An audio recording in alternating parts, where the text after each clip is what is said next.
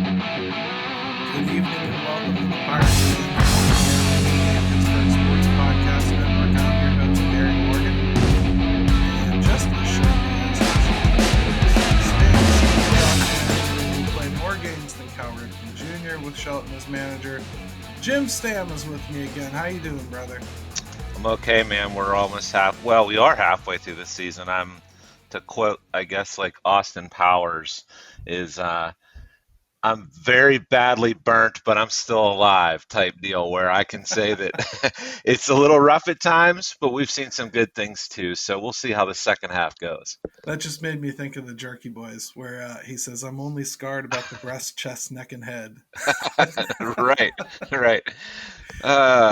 So, Jim, pretty nice homestand all in all, man. To go 3-3 against those two teams, the Brewers and the Yankees, it's a pretty nice pull. It's got to be at least what an optimist would have hoped for, right? Sure. So, I mean, the last game against the Yankees obviously finished very poorly. I actually don't think it was that bad of a game until things got away from everybody late. But the hot topic that came out of it was really position players pitching. And as a paying customer last night, what are your thoughts, man? I mean, does it turn you off? Does it tick you off? What do you think? Because Twitter was ablaze. Well, you know what? First, I will give a shout out to my buddy Nick on Twitter. He actually gave us those tickets last night, so we got standing room only. So I don't know whether to thank him or punch him after what happened on the field, but no, you were right. Actually, the game in the fourth, fifth, even maybe in the sixth inning, it was actually a really competitive game.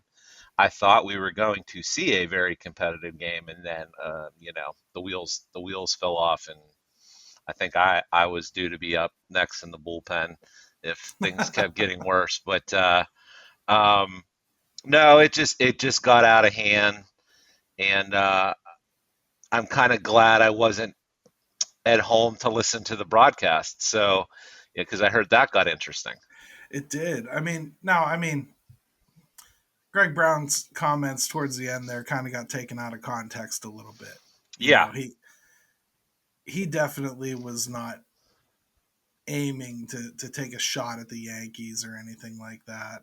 I think he was really kind of just saying it's a little ridiculous that here we are, we have a position player out here. It's kind of ridiculous what's happening to the game. It's ruining the integrity of this ball game.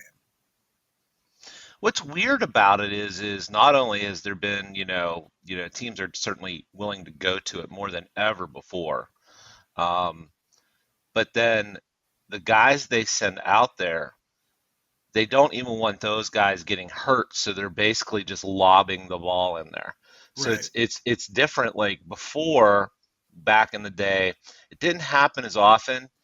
And the guys that did go in there, they were still trying to pump it in there. It might have only been like 82 miles an hour, but that's what they had, and they were trying to get guys out. And now you're seeing it where it's basically like, we don't even want to get this guy who we don't really care about, and that's why he's on the mound. Yeah. Sorry to all the Josh Van Meter fans out there, but let's call it what it is. And they don't want to even get those guys hurt, so it's like 42-mile-per-hour pitches, and it starts getting a little ridiculous, doesn't it? It's ridiculous, yeah, but I mean, it's happened 58 times this year. 58 times. That's not just a Pirate problem. That's a no, problem. The Despite whole league. What John Heyman would like everyone to believe. I saw on Twitter where he was bashing Greg Brown for, well, field a better team, Greg, as though Greg has anything to do with it at all. Do you think he enjoys sitting there 162 games a year watching bad baseball? I don't. I'm quite sure he's had his fill of it, even though he does a good job of hiding it most nights. So, but yeah, like you're seeing teams go to it more than ever. And yeah, I did see some quotes last night and some thoughts on Twitter about people expecting the hitters to just take a knee and bow out and get out. I mean, baseball's. Why would you do that? Baseball's way too hard of a game for hitters to give away at bats. Just because you don't want to compete anymore that has the hitter bears no responsibility for that, and he is going to eat wherever he can eat. Yeah, I think there's a lot to be said on both sides of this subject. But the main thing is it's not illegal in this game. If you want to have a position player pitch, you can have a position player pitch. It used to happen more out of necessity. Like you got to a certain point in an extra innings game where Mm-hmm. you had run through everybody. You were down to pretty much like the guy that started yesterday and the guy that's supposed to start tomorrow. You got no Right. options. Okay, somebody has to pitch, right? And you Sure. just throw somebody over there, and they get through. Everybody has a chuckle. Game over. You understand what happened. You got beat in a different way. You got outlasted. You basically ran out of steam. Mm-hmm. Saw some people like asking, well, why don't we have like a 10-run rule? And immediately you start to think, well, okay, well then you'll have a 7-inning no hitter, right? And you'll have, oh, well, that can't count as a no hitter. Oh, well, if it's a no hitter, let's go ahead and have the game continue then. Okay, same problem, right? Yeah. Anything you do that you come up with, I mean, and they do need to do something. They can't just let this continue. But and I've heard some really interesting things on social media about how to maybe attack it, but there's no real perfect solution to it unless you just say you can't do it. Yeah, but everything causes something, right? I mean, Yeah. like for instance, again, we already have a special carve out for Shohei Ohtani with the DH, right? Hmm. So there'd have to be another special carve out for him, right? I mean, I guess you could take a player like Bubba Chandler in the future if he continues to do both, and then you have an advantage because you have a guy that can do both, and maybe that's something that kind of That was adds value to a player. I just think that the whole thing really is kind of a non-story. It's it's embarrassing, but you're already getting beat 9-0. You're already embarrassed. You know, like or should be. yeah, but this is like you fell and skinned your knee and there's blood dripping down your sock and you're upset that somebody saw it instead of like the blood that is actually dripping down your leg and ruining your sock and the injury you've sustained. It's things like that that just I guess I don't get. Be mad that they're down 9-0. Don't be mad they threw a position player out to finish a crap game. Right. Like Yeah. Well, I it's mean, just misplaced anger to me. it probably is. It's just that I think it's it used to be baseball could count on teams kind of maybe doing the right thing and kind of abiding by some of the old rules of baseball and things that aren't necessarily on paper, but you just kind Oh, of you mean those unwritten rules? yeah, I didn't want to say that because I didn't want to get people all riled up because I think that has such a bad connotation No, but you're sometimes. right. But There was a certain amount of integrity keeping that was there, yes, and yeah, I do believe that we're not seeing it as much. And hey, maybe this kind of reflects back on the coaching staff. You know, they've done it a lot more than other teams. I will say that. yeah. Well, Maybe we should. everyone's just married to so much of the analytics side of things that those time honored tradition type things or things that people used to adhere to, they've just decided they don't care. They don't really care about that stuff anymore. And if you're going to allow it, we're going to do it. Yeah, like we've So lived by 10 commandments, and now all of a sudden we've cut back to 8. right, Right? yeah, Yeah, yeah. I feel you, man, and I think we should probably pick up this conversation after the break, diving in a little bit on the coaching staff because ultimately isn't that kind of what's putting them in these situations to begin with? Yeah, yeah. Let's talk Let's about it a little bit. yeah, let's do a little bit more on this. We got some good stuff to get to.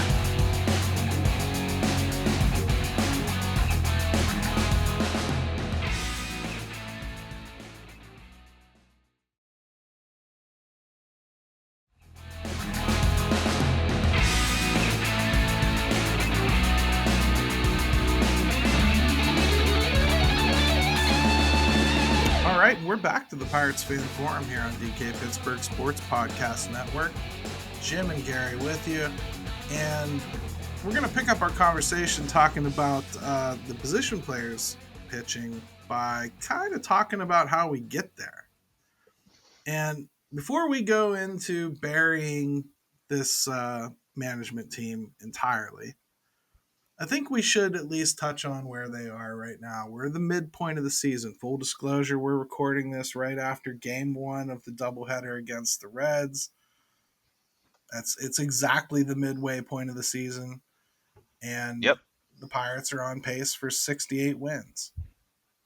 I had them at 70, so I'm not going to sit here and say it's totally unexpected that they're here. But I also can't sit here and say it's been a total failure, to get exactly where I expected them to get with the talent base they had. So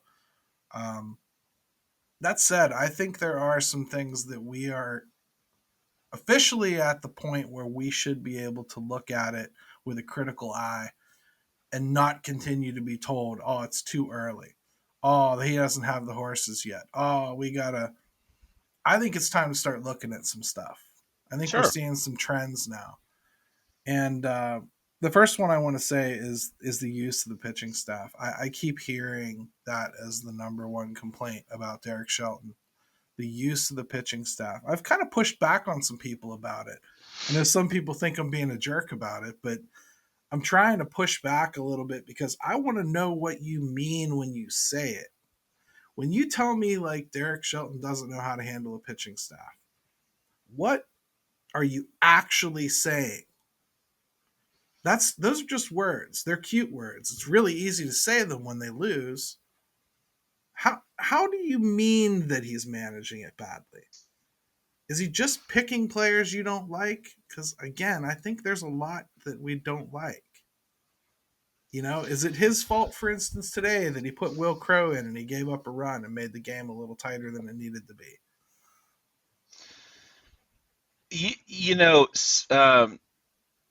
People like to paint with a broad brush, and so I do think that people need to be a little bit more specific because, oddly enough, when things go well, and look, this is just fans by nature. When things go well, you really don't hear anything. You don't see on social media, man, Shelton just, he just killed it today, pushed all the right buttons. You just don't see it. I guess that's kind of like Tomlin with the Steelers, and we could go back to that Yankees game, the very first one.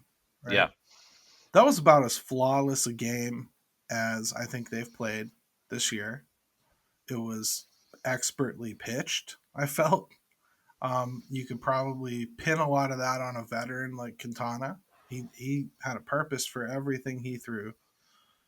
But I thought everybody had a good sense of urgency. The lineup flowed nicely. There was just a good sense of pressure in the air, almost like they wanted the challenge. You just felt like this felt a little different. The atmosphere felt more powerful, Yeah, well, I mean, top to bottom, they showed up from players to the managers, you're the coaches, and they put together a really good game, and it had a different feel to it. But you don't really hear anything about that afterwards. So I do think it comes down to, look, Shelton has been maybe the one thing I will say is I think maybe they've been a little too cautious sometimes with the starting pitching. That's where I will go at with maybe pulling guys just a hair earlier than I would like them to, whether that's the fourth, the fifth type innings and pitch wise that I'm seeing. That's where I would put my biggest criticism with Shelton. It wouldn't be on the bullpen. It wouldn't be, Gary. I wouldn't put it entirely on the bullpen. I agree with what you say there. Even something like that has some flex in it, though. Like, for instance, we were just talking about Roansy Contreras' outing. Mm-hmm. And I know I felt another inning I might have tried. I might have at least let him go back out there for the seventh. I know he was getting up there. He was close to 90. Yeah, I think he was right at 90. But after his solo shot that he gave up, he was humming. I mean, he had it all working. He felt good. You could tell everything was hitting all of a sudden. I kind of wanted to let him go ahead and stretch his legs a little bit.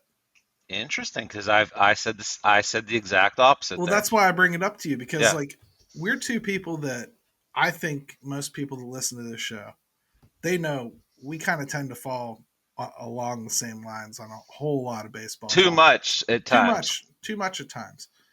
But this is one of those areas where, like, I'm not going to say that that's a bad job by Shelton, but if he had replaced Rowanzi Contreras after I really thought he had another inning in him with somebody like Chris Stratton who gave up 2 home runs or something, Hmm. yeah, I'm going to be livid. I mean, like, I feel like you screwed up. You shouldn't have pulled that starter. He was good. He had more pitches available. He was killing it. It Right. all worked out. They won the game. No harm, no foul. I don't say any of those mean things.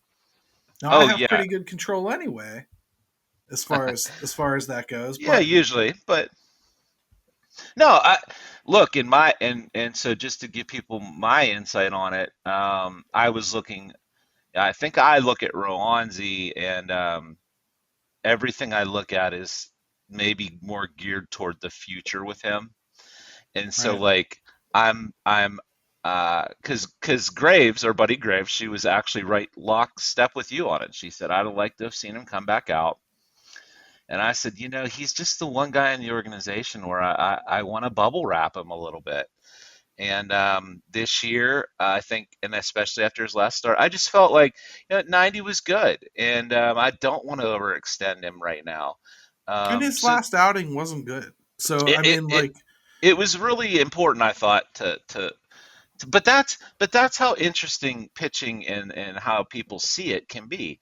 Um, it can be very, very different lines of opinions, but as long as you have a reason for it and a reasoning for it other than just Shelton sucks and he doesn't know what he's doing. Well, okay, maybe that's the case on some nights, but tell me why.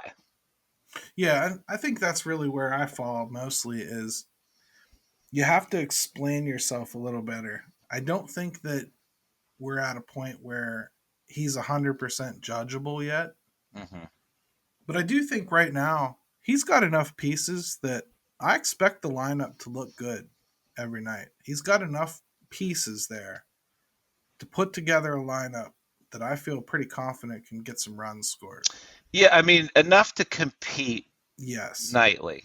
Now, here's the thing. I'm not seeing it. I'm not seeing it as No. often as I should. I made a joke at the very beginning of the show about Josh Van Meter getting like Cal Ripken treatment, but the guy's playing just about every day and great guy by all accounts. I hear a wonderful locker room guy. Everybody loves him.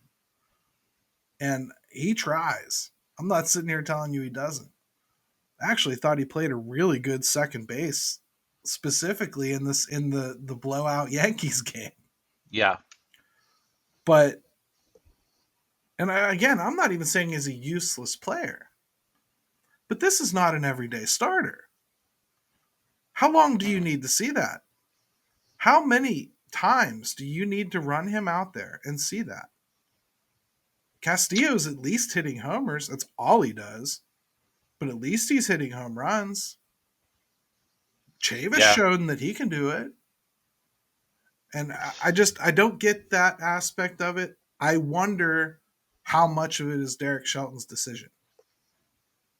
Well, it goes back to what I was really just going to say to just to tie that part up with Shelton is, I mean, you think Derek Shelton wants to pick up the phone and see Anthony Banda and Aaron Fletcher and the dude they just Whatever that picked. dude was last night, yeah. Yeah, I mean, like you think like what's he looking at? So again, and then it gets to what you're saying, which is, I don't think he wants to do the Van Meter thing and the Yu Chang thing.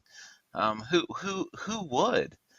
I can't see that being him just f forcing that situation. I think there's definitely some collaboration going on there. There has to be, right? There almost has to be because I unless Van Meter is in hitting practice just absolutely crushing balls, and everything looks perfect.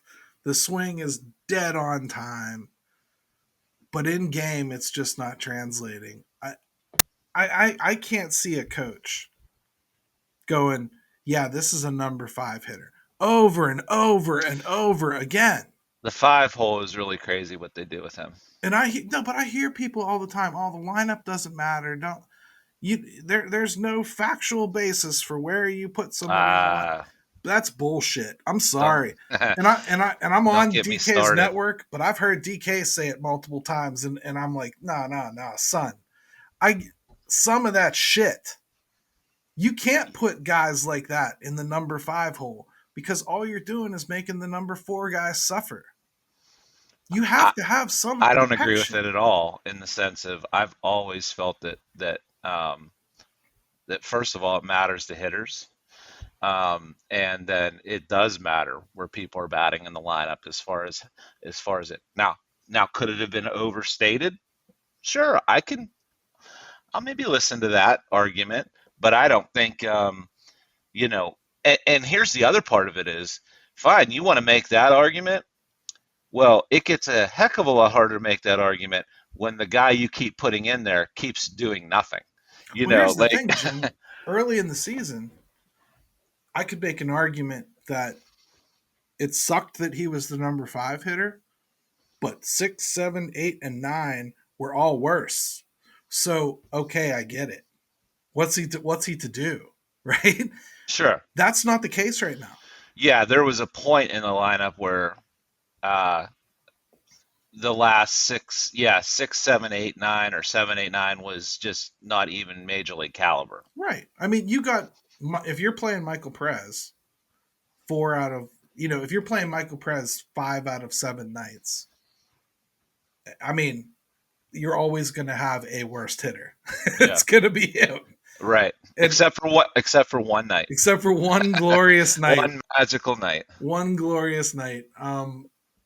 And I don't know, man. Like those are the kind of things that make me question his acumen because it's his career. So we talk about Ben Charrington maybe having his finger in the pie a little bit, but at some point, isn't somebody else that you're going to try to get a job off of going to ask you why you kept hitting Josh Van Meter in the heart of your order for the better part of 2 months? I, you would think so. I look, the whole thing of getting a manager to take on this role has always been kind of interesting to me. Like who would necessarily sign up for this, right? Because you may come out of it with a certain stench that you can't shower off, no matter if it Yeah, was your fault or not. So I've always kind of wondered that. Now maybe they've so how would you get a manager to buy into that? Well, do they tell the manager, listen, as this goes along, it's going to become more and more a you process and your staff process, but early on that it's going to be much more collaborative, and then as we go, I don't know, I but think I it's a would, lot easier when you're hiring somebody who's pretty openly and admittedly to the media, which shocks the hell out of me, learning on the job. yeah, he's been candid about that. And I'm not sure that's a great thing. I'm not sure that's a great thing to be admitting. I want to You know, know like that you stole a whole bunch of intel from your time in Tampa. You learned a whole bunch of crap from working with Rocco. hmm I don't want you coming here and going like, gee, Dayon, I didn't think about maybe I shouldn't sit Brian Reynolds and Brian Hayes at the same freaking time in a homestand when my team blows.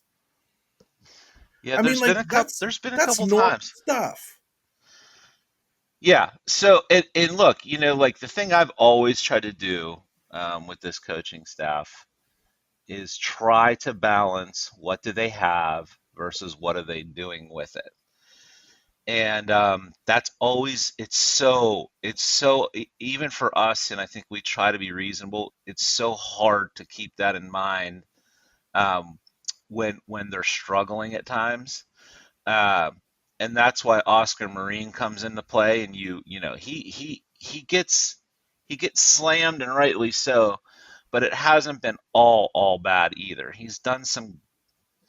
I mean, whether he's done it or not, if you're going to give him credit for the bad, good, then you got to give him credit for the bad, and vice versa. Do you not? I mean, sure, technically, You technically know, you do, but I mean, when we talk about good, I guess I would say, is it a little weird at least that most of the people that have found something have been so open that they found it elsewhere? well, Keller certainly has. Keller certainly has. Yeah, Will Crow certainly has. yeah. Underwood certainly has. I think he's got some guys you could point to. I think how much has he been involved in the this Brewbaker situation this year? I don't know. I'm going to give him credit for that. Um, you know, um, but it's hard for me to think of a lot. That's for sure. Yeah, and I mean I think we spent the first part of his tenure here basically saying he doesn't have anybody. So I get it. What are you going to do when Right. you just don't have anybody that's going to go out there and pitch? Like Chad Cole, for instance. We talk about these pitchers that go away and they end up doing better. I mean, Chad Cole's doing what I always thought Chad Cole could do. In fact, Chad Cole's doing what Chad Cole did in 2018 before he had Tommy John. It just took him a while to get better. And the Pirates wanted to put him in the bullpen. He didn't want to be a bullpen arm. So they let him go. I don't blame Marin that he's doing well now. I think that was kind of coming. I felt Yeah. like Clay Holmes was going to do well. I mean, you know me. I've said that I Yeah. liked Clay Holmes. I was pissed Clay Holmes got traded. I Austin mean, Davis is doing well for the Red Sox, but we have Michael Chavis. So his and I 9 innings of 5+ ERA, I don't miss. I think what ends up happening too is like it always comes down to me is like how much time do you give guys to do it? Yeah, And so when you're talking about the Chad Cools and I mean I'll just even throw in Trevor Williams because of that magnificent half of a season he had. yeah, Um, and then I'm always wondering how long do you give guys? And then so like when I translate to what's going on now, how long do we give Keller and how long do we give Brubaker? Like guys like that. Like when do you know when to cut the cord and seek something elsewhere? And so that's always my concern that I don't want to get stuck in that position where guys show a little bit, they bump up a little bit, and then they kind of maybe trick you a little, and then they revert, and then you're forced to say, okay, what do we do now? What do we do with these guys? right. I And mean, I do think as a especially staff. No, go ahead, let me Mike. I was just gonna say this, and especially now that becomes more critical because they are trying to get to a point where they're ready to compete. So Right. you don't have that luxury of like when they were doing this with Cole and Trevor Williams and whatnot. Man, we got to know quicker, do we not? I mean, I that's all I'm I saying think is I think I it's think a it's a little different. process. I think it's a Yeah, process with young pitchers, especially. I think the first thing when evaluating young pitchers for me is they're probably going to stink. I think Rowanzi is probably going to disappoint us almost as much as he's going to excite us as this season continues. First, I think right. he's going to hit his innings limit long before the season's over. And I hope And he does, truthfully, but that's just me. well, I'm just saying, I think there's going to come a point where they probably shut him down or slow him down at least. Um, but I think collectively they're starting to show that they're capable of making some good decisions. Will Crow was a good decision putting him in the bullpen. Definitely. They didn't have to do that. They could have left him up to compete for a starting job and like really compete for the starting job, and they didn't. To their credit, they went bullpen with him pretty immediately. They got him to embrace it pretty immediately, and he's pretty committed to it. You don't hear him talking about wanting to go back to starting now. He likes where he's at. He's happy, wants to be a major league pitcher, thinks this is his path. Great. That's all part of coaching too, getting a guy to embrace and understand his role. Maybe Bryce Wilson is that same kind of pitcher. You He'd know, be an, he'd be another one that I would throw in that category of like, when do you know when it's time, and I will say also, I'll give Dylan Peters, I'll put in that same category where sure. I give them a little bit of credit for how they immediately kind of started using him, and he looked pretty good. Then I think it was his back started Right. acting up on him, and the numbers slid. But like, thought they did a pretty good job with him as well. But yeah, Bryce Wilson's another guy I should have thought of that falls in that same category. So um, I don't know, Gary. I think the pitching is kind of like quarterback play. Man, it's tough, and you can miss, can you not? You can. You can.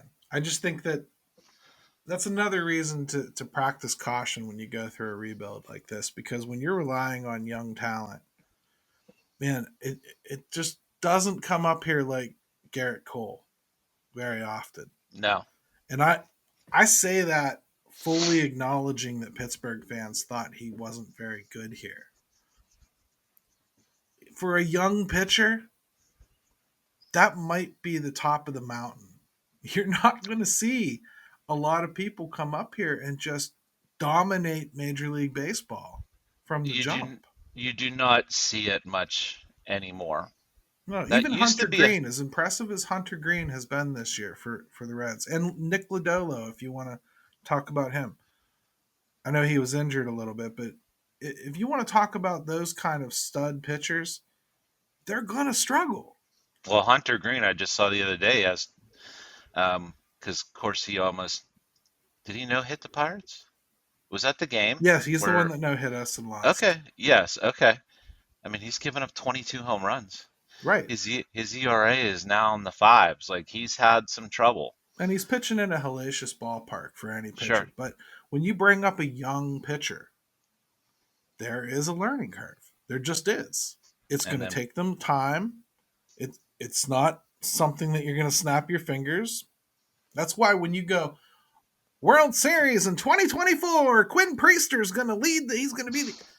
You're going to be lucky if Quinn Priester isn't like borderline being sent back down sometime in 2024. That's or rehabbing from Tommy John. Yeah, I mean, but that's the reality of how this stuff goes. And I'm not trying to be pessimistic. I'm just trying to say when we talk about like they're going to need to sign some veterans and stuff, and you want to poo poo it and go, no, no, we got Michael Burrows. No, no, we got Omar Cruz. No, no. Those are all great. They're all going to probably play a role. But you got to have some guys that have been there and done that, because learning on the job when you're trying to win a pennant or even get into the playoff race or even just crack 500 is not a pretty recipe a lot of the time. It's not, and that's what makes this situation so challenging and such a conundrum for teams like the Pirates, is because you can't go out and afford the Garrett Coles of the world. Clearly, we couldn't, um, or the Scherzers of the world. You've got to get a lot of it from inside your organization and develop it. But we know that there are bumps in the roads with that. Mm-hmm. So it puts you in this very, very precarious position of, yes, you need to do all that, but then you're gonna have to go out and do something free agent wise to fill those gaps in.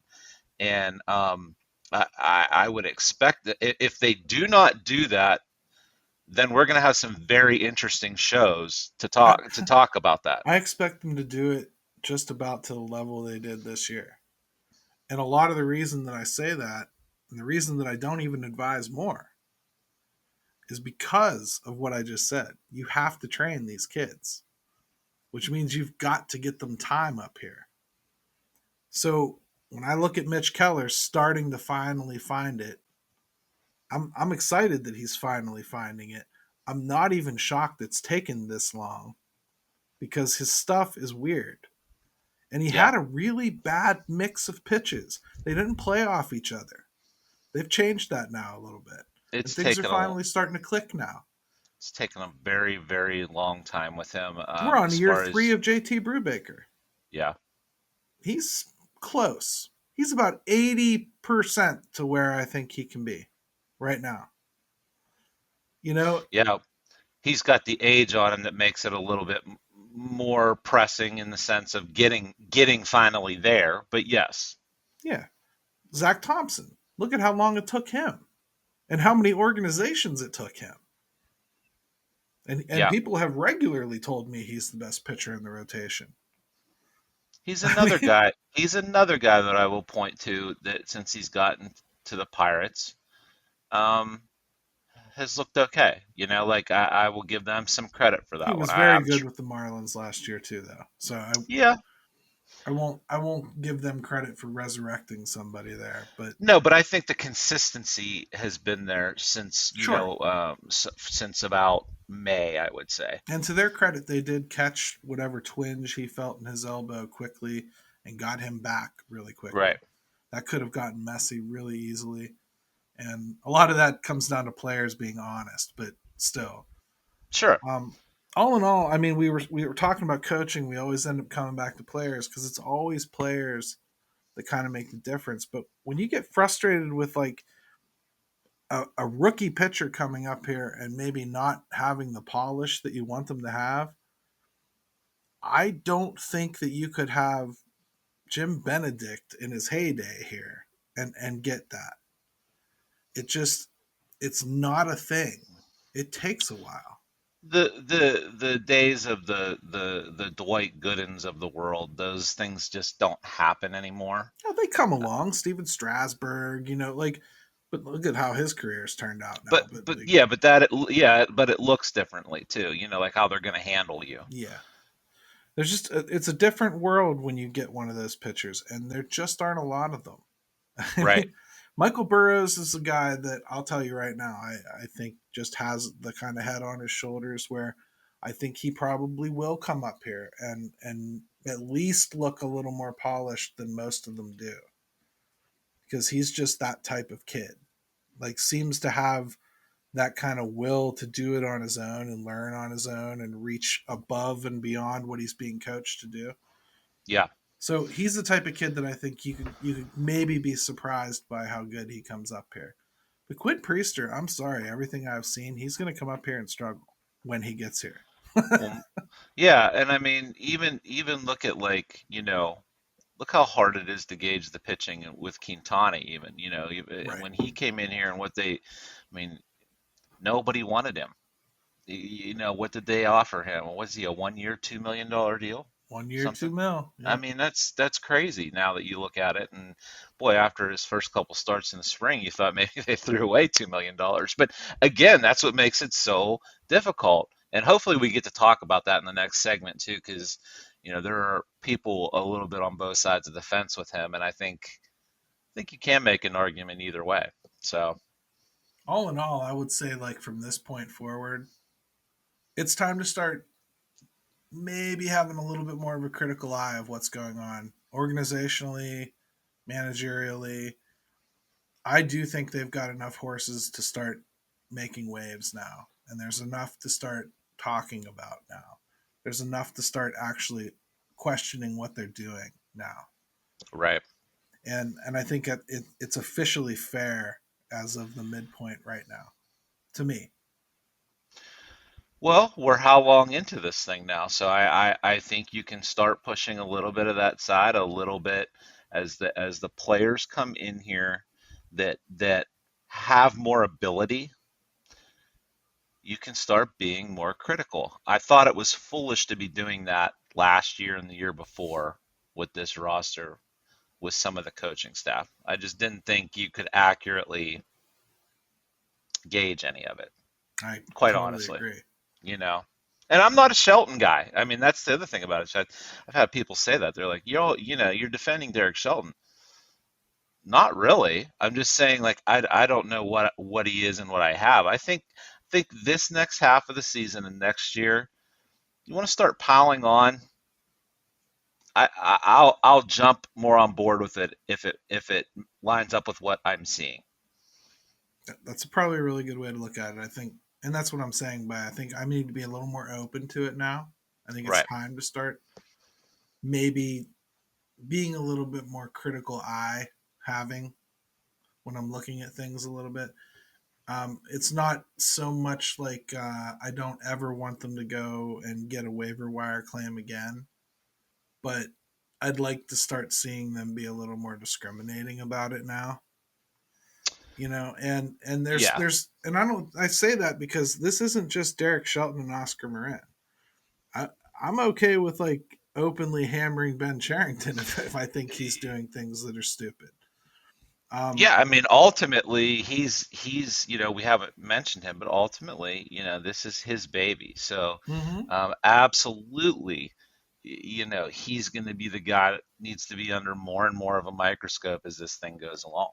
Right. So if next year they come in and they've got um, Jason DeLay and Michael Perez and Heineman competing for the catching job, hoping that Henry Davis is going to make a miraculous jump all the way up to major leagues on opening day, which I do know that you're leaving open as a possibility, but I don't think you're foolish enough to think that it's plausible. No, Right. no, Like it could happen, but you wouldn't put money on it, is what I'm saying. yeah, absolutely not. Right. No, I'd love to see it happen if he comes into spring training and looks, like Buster Posey 2.0. Sign me up. Right. If they come in like that in spring, then yeah, I'm going to have some words because that's not smart. I mean, it's not smart on a whole lot of levels. You Um, Same with the pitching. Like if you said like they don't go out and get a nice veteran pitcher, yeah, we should say something. They should. They absolutely should. And I think it should be a step up from what Quintana was. So what to do with Quintana? You want to talk about Yeah, that? we probably should talk about that. Let's do call your shot when we come back, huh? I have a feeling it's going to lean right into that. I think so too.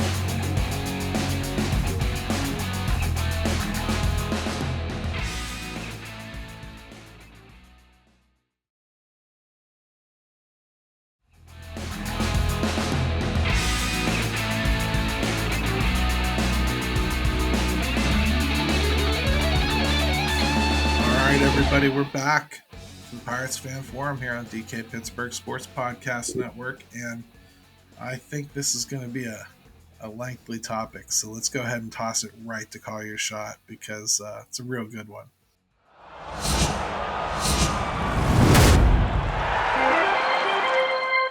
Hey, Gary. Hey, Jim.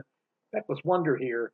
Thought it was a good time for me to call my shot, given the rather significant injuries to key players like Ozzy Albies in Atlanta, Liam Hendricks with the White Sox, uh, Ward out in Anaheim. I think that Ben Sherrington needs to be the aggressor here, and he needs to go out, maybe move Chavis to Atlanta, try to move Stratton or another bullpen piece to the White Sox. Ben Gamel out in Anaheim.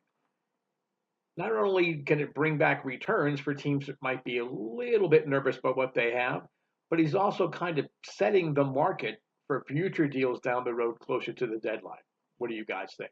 All right, so that's call your shot, and that's our buddy Steve Feck from Jay's on the Couch, and he's got Yep. his own show as well. So, um, I don't know how he does two teams. I mean, I would be divorced. for one God, for one God thing, love him. he's a baseball junkie, I and know. he's been a scout. So the dude just kind of naturally, I think, falls off of him, and you know, it is what it is. Regardless, it's a good question. It Um, is. and it's basically like wanting the Pirates to be more aggressive. You know, I don't know how much this really goes on in real life. If I'm being honest with you, I don't know that a GM like Ben Charrington is going. I just saw that so and so got hurt out in Chicago. Let me call and see if they want Chris Stratton, who my manager barely trusts to put in the 8th inning. Like is he like a drop-in replacement for Liam Hendricks? I don't think so. So I hear where Steve's going with it, but I just don't think the Pirates have a whole lot of interesting commodities, really. Jose Quintana is probably the top of the mountain, really, as far as what they have to sell. And I don't know that you need to go out and target anybody, because I almost think you won a bidding war for him, don't you? So much of this is the timing of everything, right? And I think guys that have been hurt on other teams, it gives those teams a lot more time to kind of prepare and do what they want on those ends, because he was mentioning specific injuries with other teams.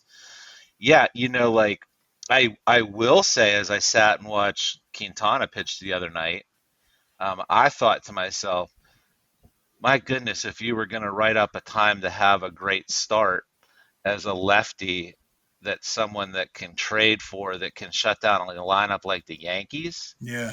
Boy, you cannot beat the timing of that. Because as other GMs sit there and watch, they go, okay, we can overpay just a tiny bit for a guy like that. I mean, yeah. And when we talk overpay, man, you're talking about like a double A pitcher that has some upside.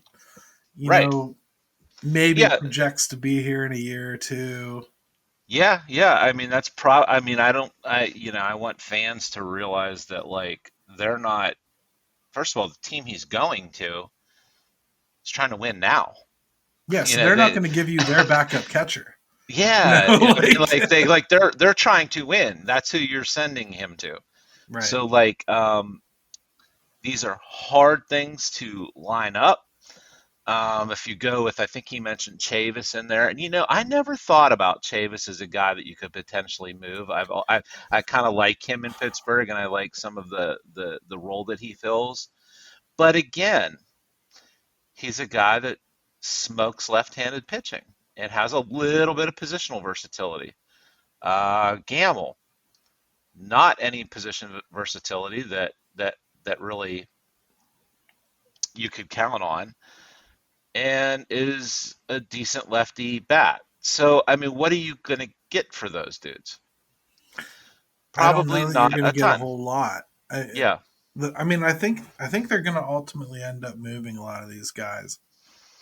I think they're going to be last minute deals for some people. Like I took a swing and missed on the big right fielder that was available. I couldn't get him. I'll fall back and see if the Pirates will give me Ben Gamble for this high A lottery ticket. And I think that's the type of deal you're going to get. I've already said I think the Pirates might be better off just holding on to some of these guys. I don't think the return's going to be worth it, really, in a lot of cases. But it's interesting.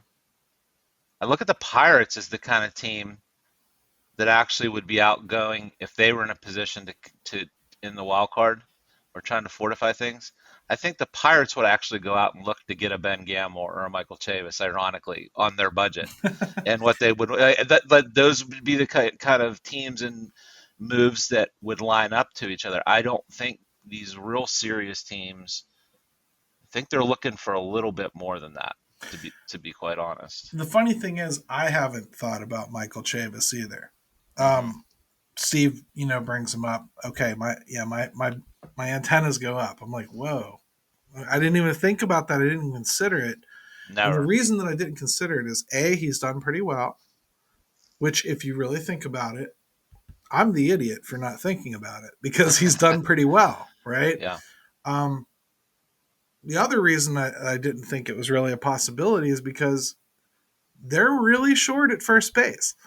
And I don't care if Yoshi ever hits or not.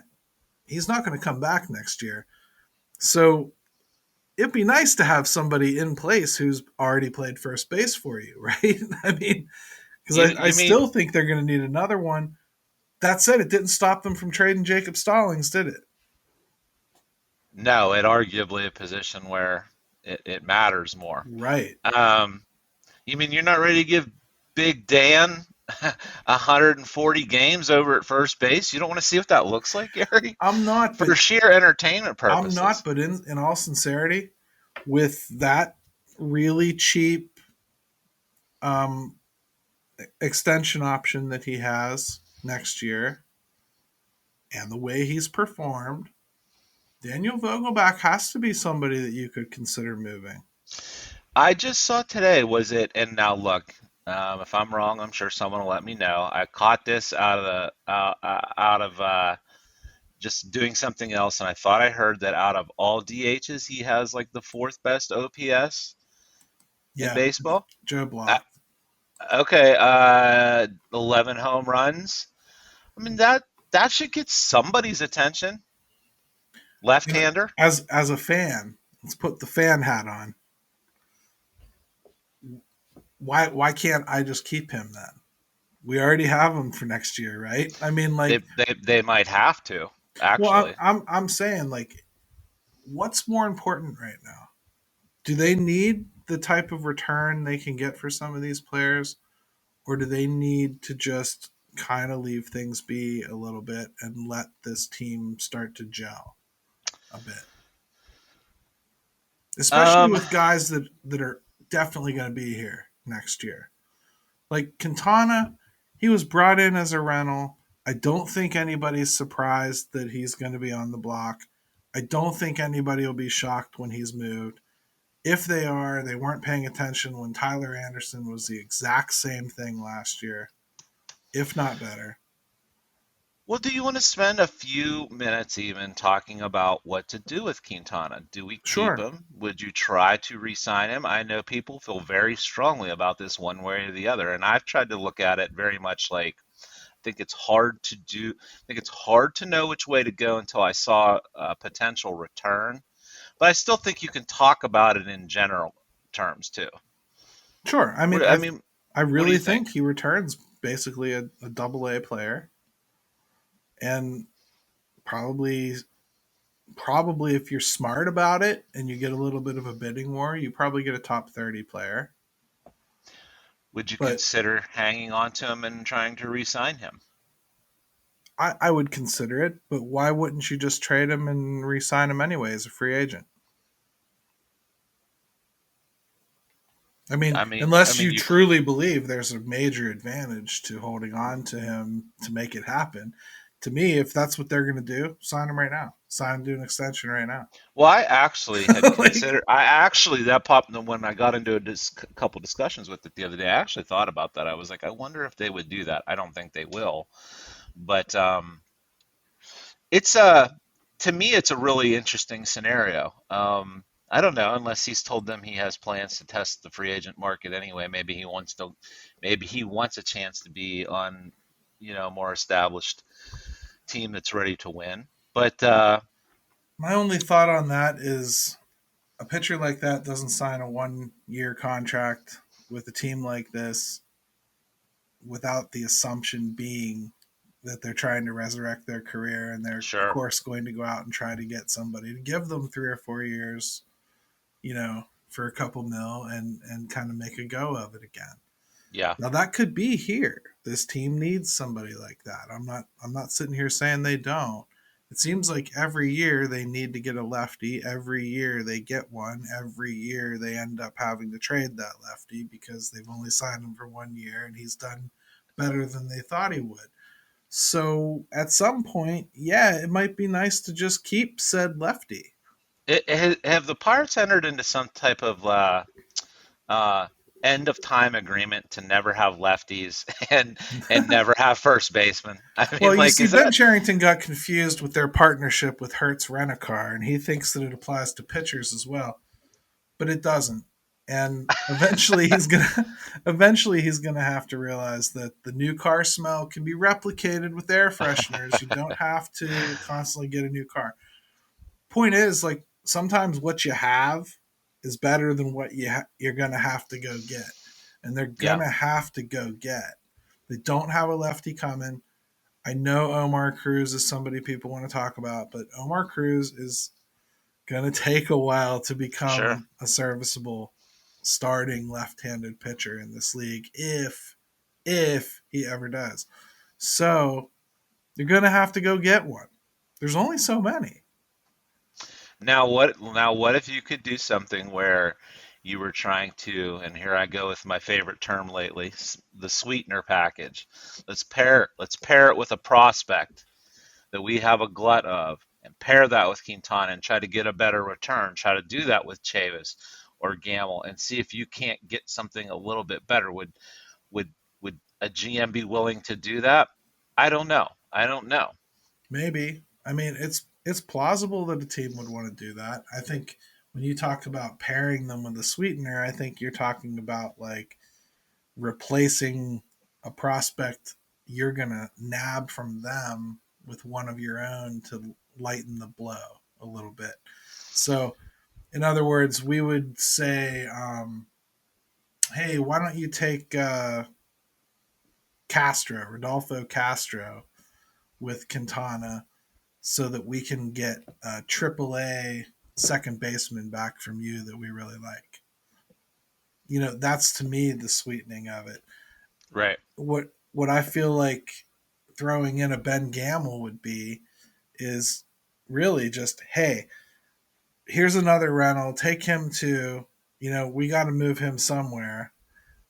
That's not going to increase your package necessarily. It's the Pro- same It thing would for have to be. That's why I mentioned like a G1 Bay type guy that moves the needle enough to maybe get a pitcher or something from a minor league organization or or from even a the Travis minors. Swaggerty. Yeah, you got to have a guy that you're willing to take the gamble of that. And this is what's funny is people want it both ways. They they want a prospect hug these guys, but I think you are going to have to try to make some kind of moves on that level because all these guys can't come up and play. We're already seeing that. Sure. And I mean, to me, that's what I'd like to see the Pirates go out and pursue. I'd like them to go out and see a guy with like, a couple years of control left, maybe two or three, somebody that could really help. Maybe he's got an unattractive contract. Um, he's decent, but he's never going to play up to whatever they're paying him. And Sure. it's bad timing. And And there are quite a few of those sure. contracts out there. And you move a guy like Travis Swaggerty. I know I just said him, but like that's Yeah. a number one pick from 2018. You A, can't a say he's needle rotten. mover. Yeah. A little bit of a needle mover. Yeah, you can't say he's rotten. He's somebody that could really help a team, at least potentially.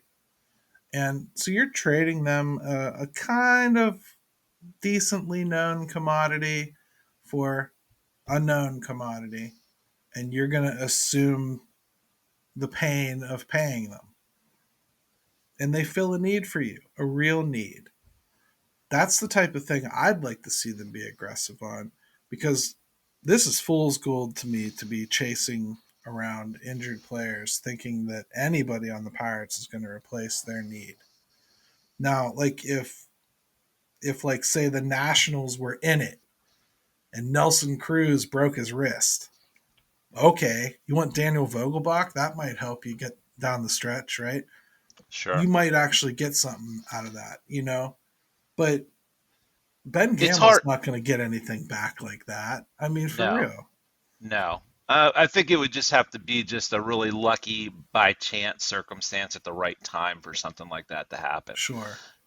More so than anything else. And I'm trying to remember too, like um, the trade deadline. Where are we at now? We're in It's August mid-July. 1st. It's August 1st. I'm trying to think of how many more starts that'll give Quintana. Oh, it's probably Probably, 4. yeah, 3 or 4, right? Depending on Right. how they space things out.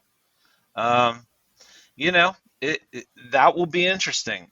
These next 3 or 4 starts, I think, unless someone, I don't think you'll see any type of movement until late. I would imagine the Pirates would try to hold on to him as long as they could to try to, if things are going well, to try to get that return up a little bit.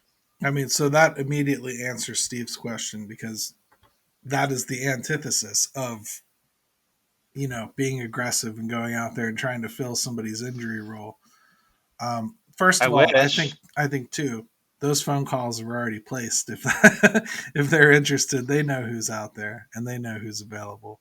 Yeah, I think it would So line up. That's yeah, like if it's later in the process and this happens and it's just a total you're trying to scramble to get something done, but all these teams have now had time to kind of thoroughly vet the process they want to, go through to replace that, or maybe they will not.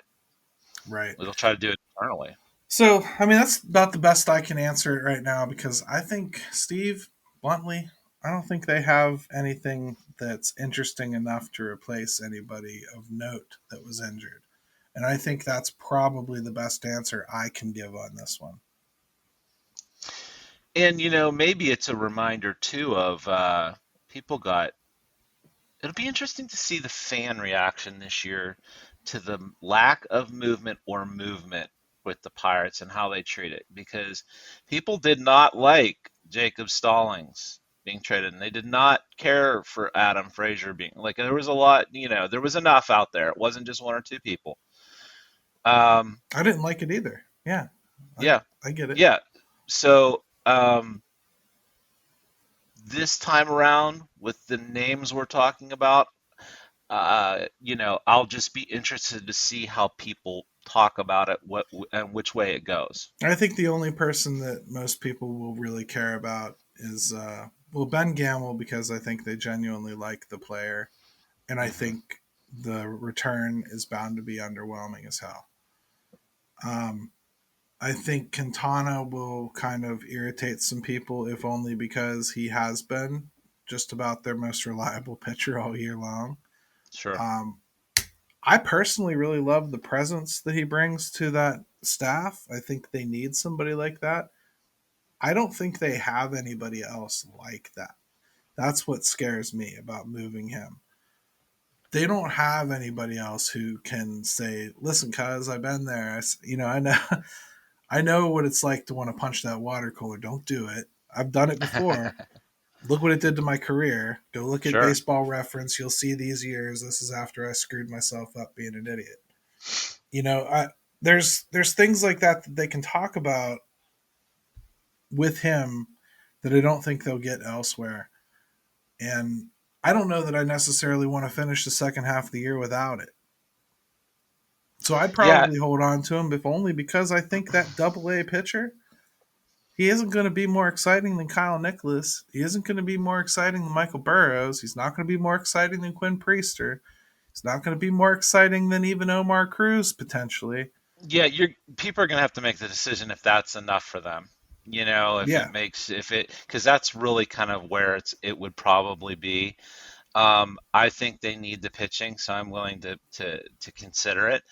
But then again, I look down and I'm doing this,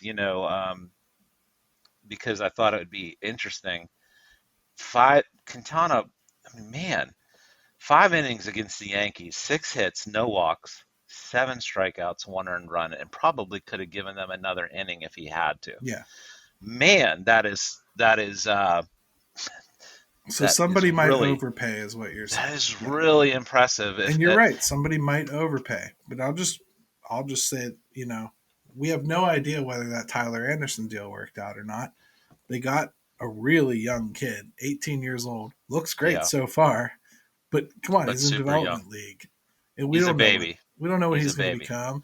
And then Benz, come on, I don't. How do you know? Like, Benz isn't good. Benz isn't good. There's nothing to it. Sure. it. We may not know for 4 more years whether that trade nets anything. I don't think we're in that stage right now. I think No, they that can get more out of keeping some of these guys than they can out of shipping them. Now, we're going long, Jim, so I got to stop here pretty soon. But we there are some guys, I don't care whether they want to be traded or not. I want them gone after the deadline, one way or another. So you can't find a home for Josh Van Meter, which I'll be shocked if you could. Bye. it's not working out. Yoshi, see you later, man. Like, we tried. I don't know how the hell you came back with a broken glove on your first freaking day back, but here you are. Get out. I don't need a 270-pound singles hitter. Now, and we haven't even talked about Newman. The longer he takes to come back, that's situation's not really beneficial to them either. It'll be during this road trip. Yeah, but trying to see where he's at, and if you could try to move him for anything. Yeah, but that's an interesting guy too that could be moved. I don't know that he's going to have enough time to prove it. Right. But he is a proven glove, so you could see. But again, falling into the same category maybe of what we're talking about. Right. So who knows how this plays out? I think at the end of the day, being aggressive, that's not the way I want them to be aggressive. I want them to be creative and try to move some of their glut of prospects to get other people's prospects that are right on the doorstep and or potentially major league help at some positions of need. Somebody wants to dump a catcher, great. Go get that catcher and give them somebody that you used to think mattered. Yeah, I think if it gets to a specific position that you feel there's an opportunity, then by all means be a little aggressive. Yeah, definitely. See if somebody else is fooled by Hudson Head too. Yeah. I'm just saying, like, yeah. He's a good example. Works. And he's somebody that you can legit say, like, hey, he's in my top 20 prospects and he's worth something, right? Sure. People aren't following him day to day. I'll tell Justin to stop writing about it on the site. And Ben Sherrington fell in love with Marcano. Right. There are GMs that like certain dudes. So I will say these next 3 weeks really will be interesting, just from the build up to the trade deadline, to see what they do, and the fact that I've said this before. You watch the Pirates right now. Hey, they may get slammed, but they may hit 3 home runs. Brian Reynolds may hit 3 home runs. At least it's more interesting to me in that regard, is that there is the possibility of them playing well on certain nights that just weren't even there before. Right. So we're going to leave it there because we have to leave it there. We're really long. Yeah, we got to shut up, man. Yeah. The next episode, I'll be recording from San Francisco, so we'll be doing some weird things with our timing, at least, Jim, when we figure out when we're going to do that. And how do people get a hold of you, brother? Yeah, so it's for the city _412, and that's on Twitter, or at Jim Stamm 22 on Twitter. And Pittsburgh all the time, Steelers, Pirates, Penguins, and Pitt Panthers. So we got Letang under contract, so that's good. There you go. And that made Penguins Chronicles happy with... Oh, wait, no, it didn't. It made them sad, which made me happy. Right. You got it. There we go. So, anyways, without further ado, Ben, take it away, brother. Yes, your butt.